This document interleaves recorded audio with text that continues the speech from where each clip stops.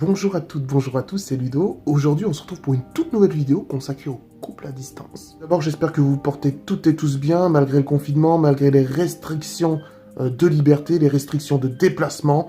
Et bien sûr, quand on pense restrictions de déplacement, on pense au couple à distance, qui parfois repoussent leurs projets, n'ont plus trop de visibilité sur l'avenir dû à ce fameux confinement et ces fameuses règles imposées.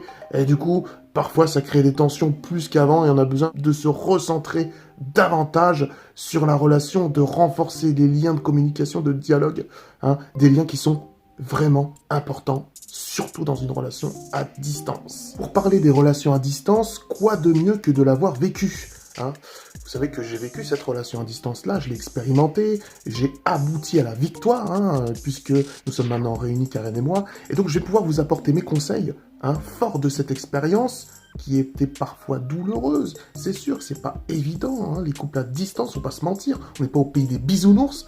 Néanmoins, il y a des moyens de mieux vivre la relation à distance, avec quelques petits chemins de pensée, quelques petits dispositifs que vous pouvez mettre en place, qu'on peut tous mettre en place. Et finalement, oui, ça fonctionne. Les couples à distance fonctionnent.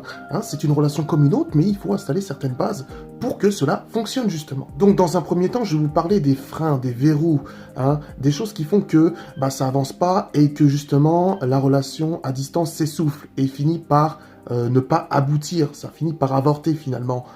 Des belles histoires à distance finissent par s'essouffler et finissent par tout simplement partir aux oubliettes parce que justement on a ces fameux freins-là. Et donc je vais vous parler de ces freins-là et dans un second temps, je vais pouvoir aborder ces leviers, ces choses qui vont vous permettre justement de mieux vivre votre relation à distance et surtout qu'elle aboutisse au final. Il existe 5 freins dans le couple à distance qui sont interreliés.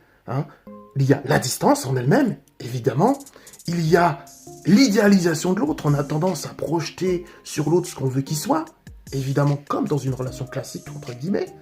Le manque de confiance, le manque de communication et surtout le manque de projet. Messieurs, dames, il faut avoir des projets dans un couple, qu'on soit dans un couple dit classique, non à distance, ou dans un couple à distance. Et c'est encore plus vrai dans un couple à distance. Alors, pour remédier au premier point, c'est-à-dire la distance, il faut avoir un projet, clairement. Il faut avoir un projet. Il faut avoir un point de chute, une ligne de mire, une visibilité sur l'avenir qui va faire que on va avoir cette espérance de se voir, on va avoir un point de chute à cette relation, on va pouvoir se voir.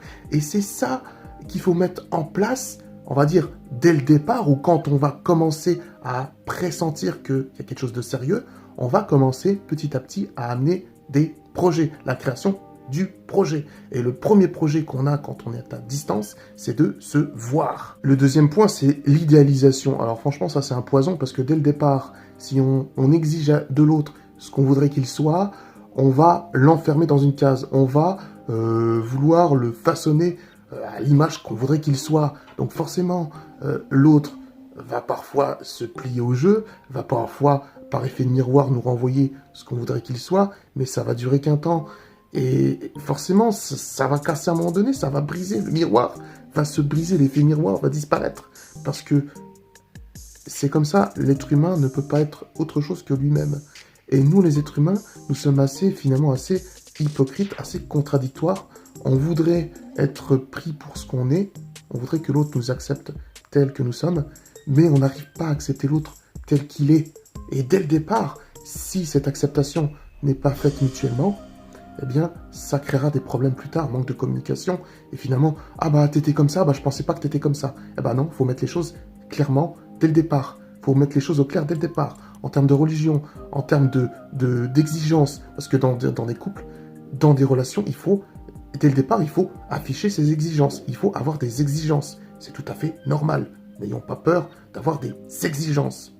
Et surtout se montrer tel qu'on est, ne pas se maquiller psychologiquement, ne pas mettre un masque, se montrer tel que nous sommes. C'est important, la franchise, la sincérité, dès le départ. Ça permet d'installer des bonnes bases, des bases solides. Alors, le manque de communication et le manque de confiance dans un couple à distance, c'est interrelié, c'est vraiment, les deux vont ensemble. C'est-à-dire que si vous ne communiquez pas tous les jours, et je dis bien tous les jours, il faut communiquer tous les jours.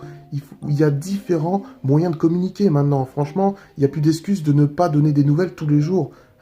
entre WhatsApp, entre Skype, entre Messenger, entre ceci, cela et tout, franchement, c'est pas les réseaux sociaux qui manquent, c'est pas les moyens de communication qui manquent. Alors évidemment, il y aura des exceptions. Parfois, on peut pas parler à l'autre parce que on a telle chose qui bloque, un événement exceptionnel. Mais quand bien même, on doit se parler tous les jours. Dans un couple distance, on doit se parler tous les jours. Et donc comme ça, on va pas tomber sur le 4e point, hein, le manque de confiance, hein, puisqu'on va parler à l'autre. Plus on va parler, plus vous allez dialoguer, plus vous allez vous ouvrir sur l'autre, plus vous allez être franc et honnête et sincère, plus vous allez nourrir une confiance. Une confiance, voilà, elle ne se donne pas gratuitement, elle se mérite, elle se construit, elle se façonne, hein, et elle grandit, hein, la confiance. Donc, ça, c'est super, méga important. La communication amène à la confiance. La confiance est primordiale. La confiance est primordiale parce qu'elle va éviter les doutes. Elle va éviter les doutes. La confiance doit vraiment être un point clé dans votre relation à distance. Parce que s'il n'y a pas la confiance, c'est mort. Vous allez vous faire du mal tous les jours, vous allez douter tous les jours, vous allez vous prendre la tête tous les jours et la relation va capoter. Quand il y a quelque chose qui ne va pas, vous parlez. Quand il y a quelque chose qui vous turlupine, vous le dites. Vous attendez pas 2, 3, 4 jours, une semaine, 2 mois pour dire « Ah bah l'autre fois t'as fait ça, j'ai pas compris ». Non, faut le dire tout de suite. Dernier point et non des moindres, le projet. Il faut avoir un projet. Le projet va vous aider à tenir sur la distance, va vous aider à vivre la relation avec un peu plus de sérénité et du coup ça va aussi vous crédibiliser. Vous n'allez pas continuer une relation si vous ne savez pas si elle va aboutir. Et quoi de mieux que d'avoir des projets, d'avoir le projet de se voir. Pour moi, c'est élémentaire. Je sais qu'on va se voir le 6 janvier 2021, donc je me dis, c'est bien, je vis mieux la relation, parce que je sais qu'on va se voir, parce que je sais qu'au final, il y a un point de chute, parce que je sais qu'elle va aboutir à une rencontre, et si Dieu le veut, à une vie commune. J'ai des abonnés qui viennent me voir et qui me disent, mais Ludo, je comprends pas. Il ou elle ne me parle jamais de projet de se voir. On parle de tout et de rien. On parle bien, ma chérie, mon chéri, tout ce que vous voulez, hein, bisous de loin, smiley, cœur et compagnie, mais on parle jamais de se voir. Ou encore un autre abonné qui me dit « Mais c'est déjà la 4e fois qu'on repousse le rendez-vous parce qu'à chaque coup, il y a une excuse, il y a sa mère qui est pas bien, au niveau du travail, il faut qu'il revoie certaines choses, ou blablabli, ou blablabla. » Il y a un manque de sincérité dès le départ, là. Il faut agir, il faut prendre de la hauteur et ensuite prendre des décisions.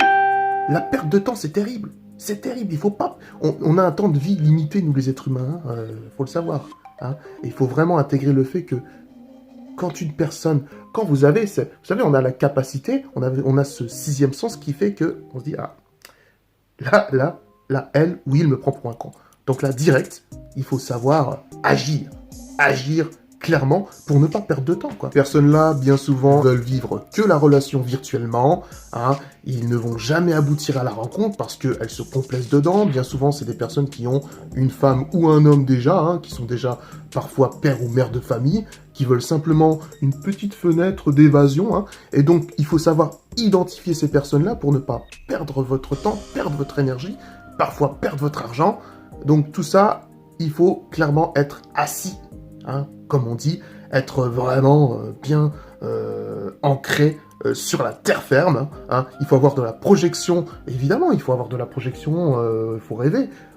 C'est bien de rêver, hein, c'est bien de rêver à des projets, mais il faut avoir les pieds sur terre, quoi. Et il faut être très, très, très, très lucide, même si parfois, je vous l'accorde, c'est pas évident. Alors oui, les relations à distance peuvent aboutir, ça fonctionne. Et ça permet de solidifier encore plus la relation parce qu'on se sera connu de l'intérieur déjà, pour ceux qui sont sincères, pour ceux qui sont honnêtes. Hein. Donc ça permet de connaître déjà le caractère de la personne, hein, de solidifier déjà des liens psychiques avant d'installer des liens physiques. Ça a ses avantages également, la relation à distance, clairement. Et ça peut aboutir. Faut arrêter d'écouter les personnes qui vous disent que les relations à distance, ça fonctionne pas, ça n'a pas fonctionné pour moi, donc ça ne fonctionnera pas pour toi, laisse tomber, c'est mort.